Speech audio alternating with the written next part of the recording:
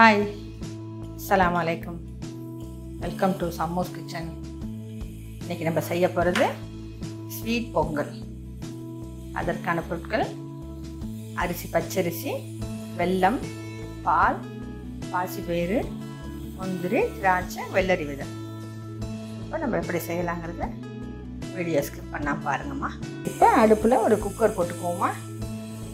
ஒரு spoon key போட்டு நம்ம ஒரு கப் பச்சரிசியை வாஷ் பண்ணி வச்சுக்கிறோம்மா. பாசிப்பயிறு அரை கப்பு, அதையும் வாஷ் பண்ணி வச்சுக்கிறேன். இந்த ரெண்டையும் நல்லா அந்த நெய்யில் வறுத்துட்டோம்னா நல்ல ஸ்மெல்லு வருமா. இந்த ஸ்வீட் பொங்கல் எல்லாருமே விரும்பி சாப்பிடுவாங்க. இப்போ அரிசியும் பருப்பையும் நெய்யில் வறுத்துட்டோம்மா. இப்போ தண்ணி ஊற்றி நம்ம வேக வைக்கணும். இப்போ எந்த கப்பால் நம்ம அரிசி வச்சோமோ அதால் தான் தண்ணி. ஒரு கப்பு அரிசி, அரை கப்பு பாசிப்பயிறு, மொத்தம் 1.5 கப்புக்கு 4.5 கப் தண்ணி வருது. நான் 5 கப்பாக வைக்க போகிறோம்மா. நல்லா ஒரு 5 விசில் அடிக்கட்டும்மா. நல்லா ரைஸும் பருப்பும் குழஞ்சி வரணும். நம்ம இந்த ஒரு கப்பு பாலையும் அதில் ஊற்றிடணுமா. அந்த பால் வந்து தண்ணியோடு சேர்ந்த மெஷர்மெண்ட்டு தான்மா. ஒரு கப்பு பால், 4 கப்பு தண்ணி.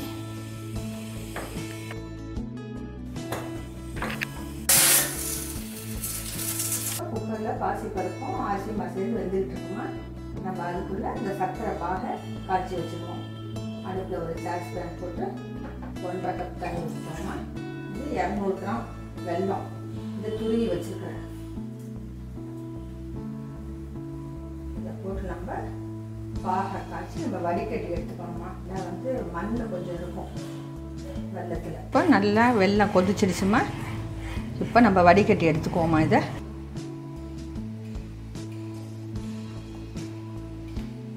இதை வடிகட்டினோம்னா இதில் உள்ள அழுக்கு மண்ணு எல்லாமே வந்துடும்மா. ஒரு சின்ன தூசி கூட வடிகட்டினோம்னா வந்துடும்.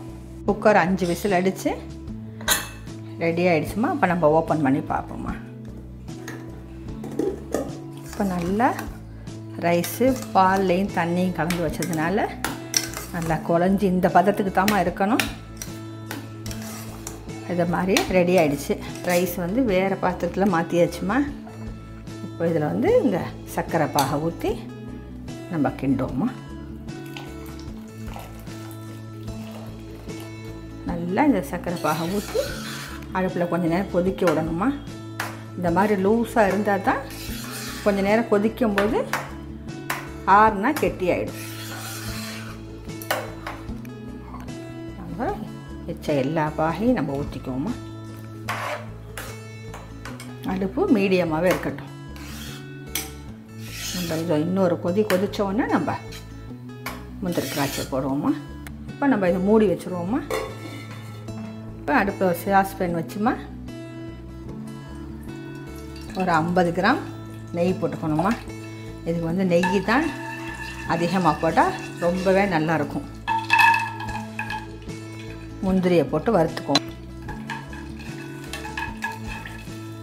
இப்போ நம்ம இந்த திராட்சையை போட்டுக்குவோம்மா.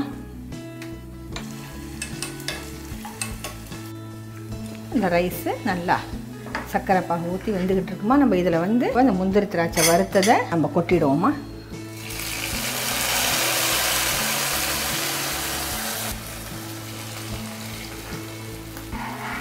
ரொம்பவே எம்மியான பொங்கல் ரெடி ஆகிடுச்சுமா.